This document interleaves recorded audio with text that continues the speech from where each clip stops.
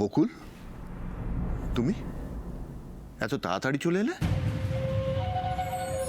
হ্যাঁ কাকুমণি, তুমি কি ফোনে কারোর সাথে কথা বলছো কাকুমণি? কেন বলো তো? ইম্পর্টেন্ট একটা কথা বলার ছিল।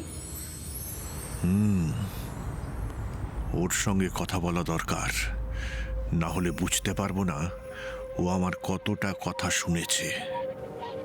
না ঠিক আছে, তাহলে আমি পরে আসছি। দাঁড়াও বকুল। ওকে লেজে খেলাও সমর, আমি আছি তোমার সঙ্গে। আমি সবটা বুঝতে পারছি রজতাভ বাবু, কিন্তু একটা কথা কি, এশা যেমন আমার মেয়ে, ঠিক তেমনি ওই বাড়ির সদস্য। আমি চিরদিন বাড়ির সবার মতামতকে খুব গুরুত্ব দিয়ে এসেছি, সম্মান জানিয়ে এসেছি। তাই আপনার কাছে আমার একটাই অনুরোধ, আপনি আর একটু সময় আমাকে দিন। সময় নাও সমর, যত ইচ্ছে সময় নাও। বকুলকে কনফিডেন্সে নিয়ে ওর যতটুকু বিষ দাঁত বেঁচে আছে একেবারে উপড়ে নাও, যাতে কোনোদিন আমাদের ছোবল দিতে না পারে। ঠিক ঠিক, আপনি যা বলেছেন তাই হবে। তবে ওই যে বললাম, একটু সময় দিন।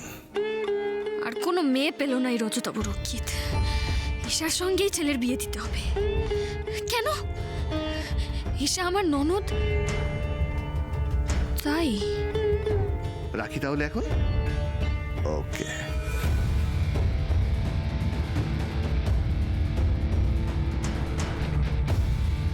কি হলো? হ্যাঁ, তুমি যে প্রমাণটা আমাকে এনে দেবে বলেছিলে, পেয়েছো তো? হ্যাঁ, আমি তো জানি পেয়েছে। দাও দাও দাও দাও বকুল, দাও বকুল। দেখো আমার টেনশন কিন্তু তুমি আর বাড়িও না। দাও বকুল, দাও। কি হলো, চুপ করে আছো কেন? দাও।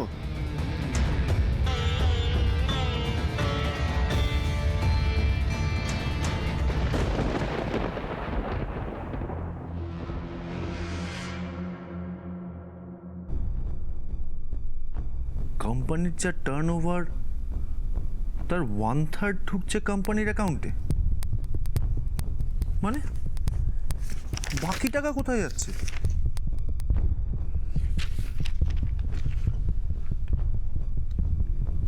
আরে কয়েকটা টেন্ডার তো দেখছি খুব সামান্য ডিফারেন্সেই হাতছাড়া হয়েছে। অলমোস্ট এসআর এন্টারপ্রাইজকে ছেড়েই দেওয়া হয়েছে এই টেন্ডারগুলো। একটু চেষ্টা করলে তো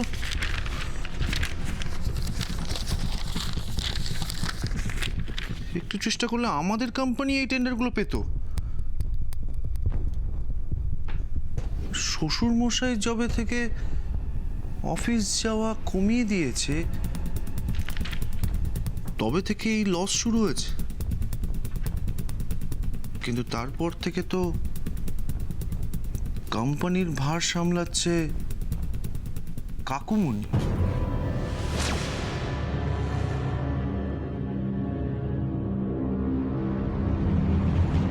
এসআর এন্টারপ্রাইজ,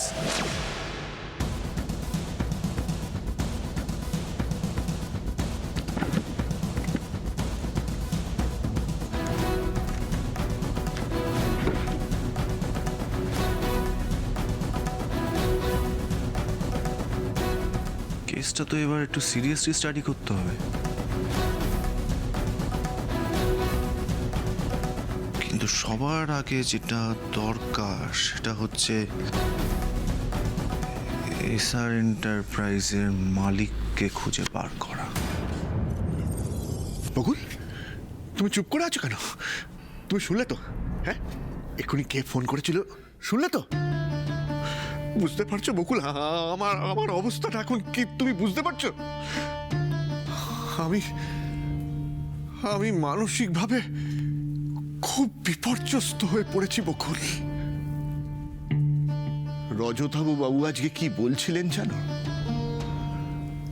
বলছিলেন যে আমরা যদি ওনার ছেলের সঙ্গে এশার বিয়ে দিতে রাজি থাকি তাহলে 2 দিনের মধ্যে যেন জানিয়ে দিই।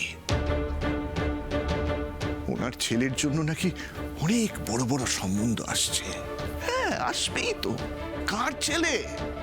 রজতাভ রক্ষিতের ছেলে। তো তার ছেলের জন্য আসবে না তো কার জন্য আসবে বকুল?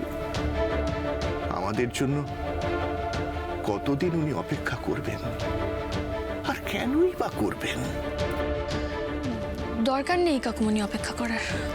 উনি দিয়ে দিক না ওনার ছেলের বিয়ে অন্য জায়গায়। কি বলছো তুমি? আমি ঠিক বলছি গো কাকুমণি। এসার জন্য এই সিদ্ধান্তটা না ভালো হবে না, মানে এই বিয়েটা দেওয়া ঠিক হবে না কাকুমণি, একদম ঠিক হবে না। বেশ, ঠিক আছে, তোমার কথা আমি মেনে নিলাম বকুল। কারণ তোমার উপর ভরসা আছে বলেই তো আমি এতক্ষণ ধরে ওয়েট করছি। দাও প্রমাণ। এই দেখো, আমি যখনই তোমার কাছে প্রমাণ চাই তখনই তুমি চুপ করে থাকো, মাথা নিচু করে থাকো। কি হলো বকুল? বকুল প্লিজ, দেখো এইভাবে চুপ করে থেকো না বকুল। আমার কিন্তু টেনশন বেড়ে যাচ্ছে বকুল। প্লিজ প্লিজ বকুল, এই অশান্তি থেকে আমাকে মুক্তি দাও বকুল। বকুল, বকুল এসা আমার একমাত্র মেয়ে, একমাত্র। এটা ওর ভবিষ্যতের ব্যাপার বকুল। প্লিজ বকুল, বকুল কিছু বলো, এইভাবে চুপ করে থেকো না বকুল। তোমাকে দেওয়া কথা আমি রাখতে পারিনি কাকুমণি।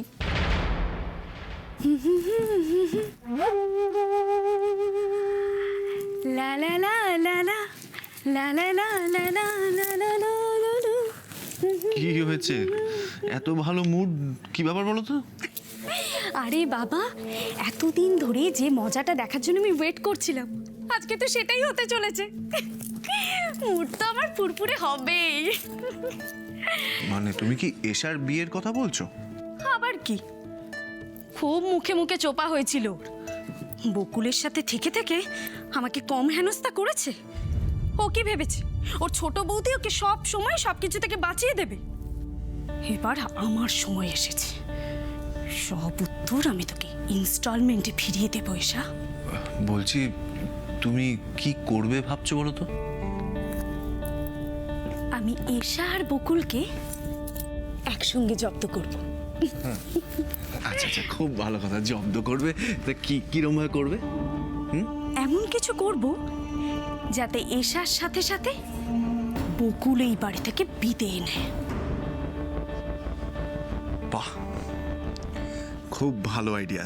কিন্তু এতে আমরা ফাঁসবো না তো? কোনো প্রশ্নই ওঠে না। আর এবারে তোমার বউ না কোনো বোকামি করবে না, তুমি দেখে নিও। একবারে আট ঘাট বেঁধে তবে নেমেছি। তবে এখন আমার কি ইচ্ছে করছে বলো তো, মানে এতটা বড় ধাক্কা খাবার পর দীপের মুখটা কেমন দেখতে লাগে সেটা দেখতে। কাকুমণি, আমি আমি আমি অনেক চেষ্টা করেছিলাম, কিন্তু আমি বুঝতেই পারিনি যে যে প্রমাণ এইভাবে লোপাট করে দেওয়া হবে। আমি অনেক চেষ্টা করেছিলাম, বিশ্বাস করো কাকুমণি।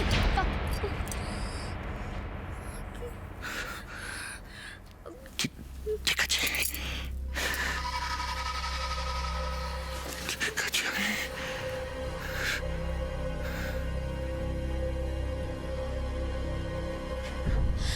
কাকুমণি, ও কাকুমণি, তুমি তুমি তুমি একটুতে মানে এত অল্পতে হতাশ হয়ে পড়ো না। তুমি আমার আর কিচ্ছু শোনার নেই বকুল। আমার কাছে এখন একটাই রাস্তা, রজতাভ রক্ষিতকে হ্যাঁ বলতে হবে, আর কোনো উপায় নেই। কাকুমণি, কাকুমণি, আমি তোমার কাছে হাত জোড় করছি কাকুমণি।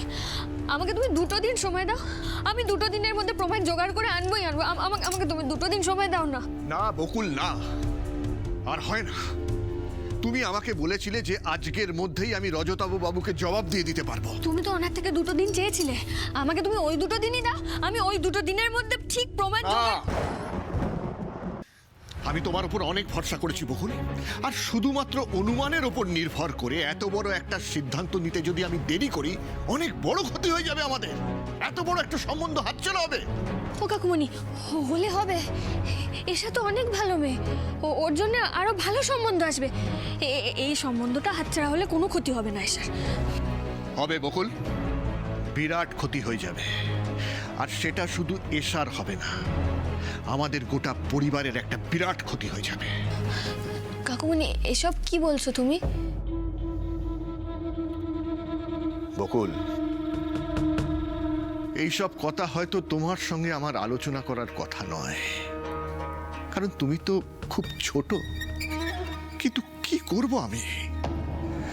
আজ যে আমার খুব অসহায় অবস্থা বকুল, কার সঙ্গে আমি এগুলো শেয়ার করব বলো তো? তুমি তো এই পরিবারের হিতাকাঙ্ক্ষী, তাই তোমাকে আজ বলতে আমি বাধ্য হচ্ছি বকুল। এই রজতাভ বাবুর সাহায্যে গত কয়েক মাসে আমাদের ব্যবসাটা একটা ভালো জায়গায় এসে দাঁড়িয়েছে। তার আগে একটার পর একটা টেন্ডার হারিয়ে কি যে খারাপ অবস্থার মধ্যে আমরা পড়েছিলাম সে তো তুমি জানো তো। তখনই রজতাভ বাবু নতুন টেন্ডার জোগাড় করে দিয়ে, নতুন ইনভেস্টার্স জোগাড় করে দিয়ে আমাদের ব্যবসাটাকে আবার একটা ভালো জায়গায় এনে পৌঁছে দিয়েছেন।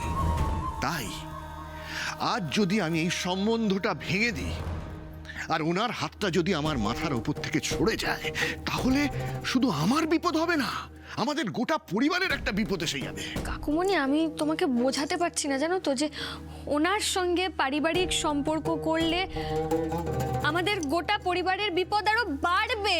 এসব কথাগুলো তো তুমি অনেকবার আমাকে বললে বকুল, কই দিতে পারলে প্রমাণ? পারলে না তো।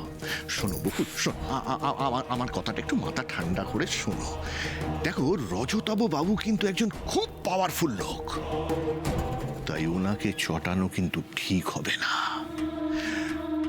উনি যেমন আমাদেরকে সাহায্য করে আমাদেরকে একটা ভালো জায়গায় পৌঁছে দিতে পারেন, ঠিক সেইভাবে উনি যদি অসন্তুষ্ট হন, তাহলে কিন্তু আমাদেরকে দেউলিয়া করে একেবারে পথে বসিয়ে দিতে পারেন। বুঝতে পেরেছো আমার কথাটা? রজতাভ রক্ষিত কোনো মানুষের কতটা ক্ষতি করতে পারে সে ধারণা আমার আছে কাকুমণি। আজ সকালেই তো আমাকে আর তোমার ভাইপোকে উনি খুন করতে চেয়েছিলেন। তাই বকুল, আমি সব দিক বিচার বিবেচনা করেই বলছি, এশার সঙ্গে রজতাভ বাবুর ছেলের বিয়ে হলে আমাদের সবার মঙ্গল হবে। বকুল, তুমি শুধু তোমার মাথাটাকে একটু ঠান্ডা রাখো কাকুমণি। প্লিজ বকুল। দেখো, আমি তোমার ওপর ভরসা রেখে তোমাকে সুযোগ দিয়েছিলাম তো, হ্যাঁ? এবার তোমাকে আমার ওপর ভরসা করতে হবে।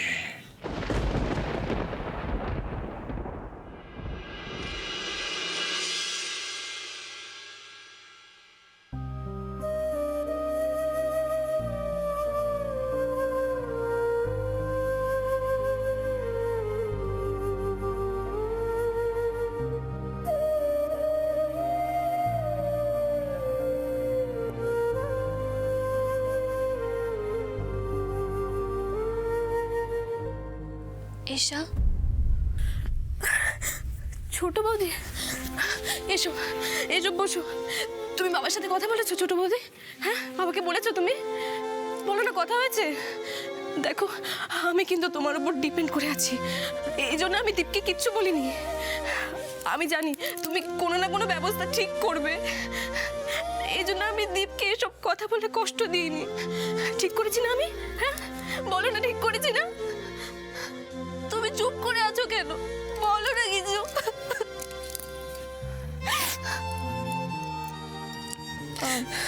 এসব আমি কাকুমণির সঙ্গে কথা বলেছিলাম, কিন্তু কাকুমণি আমার কোনো কথা শুনতে রাজিই নয়। আমি দীপ্তার কথাটা কাকুমণিকে সরাসরি বলতে পারিনি ঠিকই, কিন্তু আমি চেষ্টার কোনো ত্রুটি রাখিনি জানো। কাকুমণি আমার কথা শুনছেনই না। ওই একটাই কথা, এত ভালো একটা সম্বন্ধ হাতছাড়া করলে শুধু শুধু একা তোমার নয়, আমাদের পারিবারিক ব্যবসারও নাকি ক্ষতি হয়ে যাবে।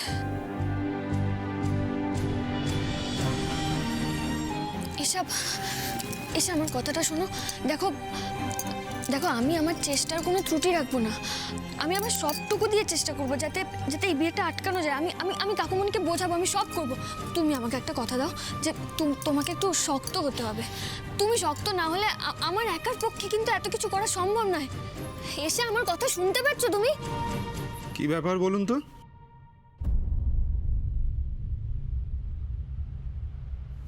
কাল থেকে দেখছি আপনাদের মধ্যে কি সব প্ল্যানিং চলছে।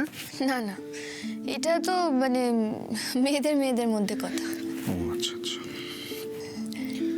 কিছু বলবেন? না না, তেমন কিছু না। এই ওয়াশরুম থেকে বেরিয়ে দেখলাম আপনি ঘরে নেই, তাই ভাবলাম আবার হয়তো কোথাও বেরিয়ে গেছেন। চলুন, এইসা চল, নিচে ডাকছে সবাই। কোথায় যাব? এর মধ্যেই ভুলে গেলেন, বাড়িতে লক্ষ্মী গণেশের পুজো আছে। ও হ্যাঁ, তাই তো। আসুন, আমি যাচ্ছি নিচে। আচ্ছা বলছি, ওই সকালের ঘটনাটার ব্যাপারে কিন্তু বাড়ির কাউকে কিছু বলবেন না, হ্যাঁ? বুঝতে পারছেন তো কেন বলছি? বুঝতে পারছি, বলবো না। আপনি যান, আমি এসাকে নিয়ে আসছি। আমার একদম ভালো লাগছে না ছোট বৌদি, আমি নিচে যাব না। ঈশা ঈশা, এরকম ছেলে মানুষই আর করো না ঈশা। নিচে চলো। সবার মাঝখানে থাকলে দেখবে তোমার মনটা ভালো হবে। আর ঠাকুরকে ডাকো ঈশা। এখন একমাত্র ঠাকুরই আমাদের পথ দেখাতে পারেন।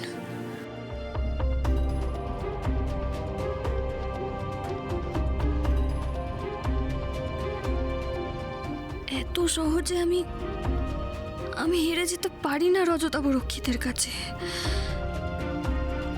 ঈশার বিয়েটা আমাকে আটকাতেই হবে। কিছু না কিছু একটা করতেই হবে আমাকে।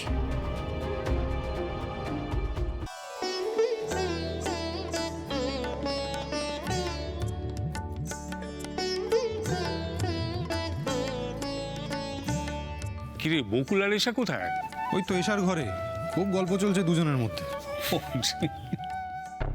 আয় ঈশা, আয়, এসে দেখ কি সারপ্রাইজ তোর জন্য সাজিয়ে রেখেছি। আরে দীপ, তুমি বাড়ি থেকে কবে ফিরলি? এই তো আজকেই। ও, আমি তো ফোন করে ডাকলাম দীপকে। আসলে বাড়ির পুজো বলে কথা, আর আমাদের বাড়ির সব অনুষ্ঠানেই তো দীপ থাকে, তাই আজকে না থাকলে হয়? খুব ভালো করেছো ওকে ডেকে। এসো এসো দীপ। আয়। তুমি এই টুকটাক করে বাড়িতে চলে আসো, এতে আর কার কেমন লাগে আমি জানি না, কিন্তু আমার খুব ভালো লাগে। দীপকে তো এতটাও ভালোবাসে না রোশনি, ডাকলো কেন তাহলে? দীপ, তুই কিন্তু এইভাবে এসে বেশ ভালো একটা সারপ্রাইজ দিলি। হ্যাঁ, বস বস। হ্যাঁ,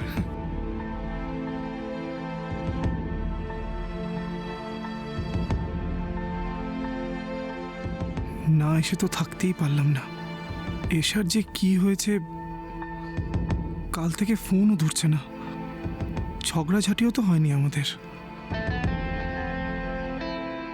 মুখটা একটু স্বাভাবিক করো। এখন যদি কেউ তোমাকে জিজ্ঞেস করে কি হয়েছে, কি উত্তর দেবে তুমি? ছোট বৌদি, দীপ।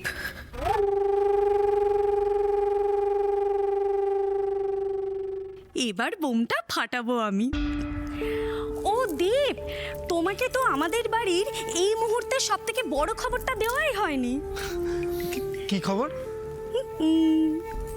খবরটা হলো, আমাদের রাজ্যের খুব বড় একজন মন্ত্রী, বুঝেছো, তার ছেলের সঙ্গে আমাদের এশার বিয়ে ঠিক হয়ে গেছে।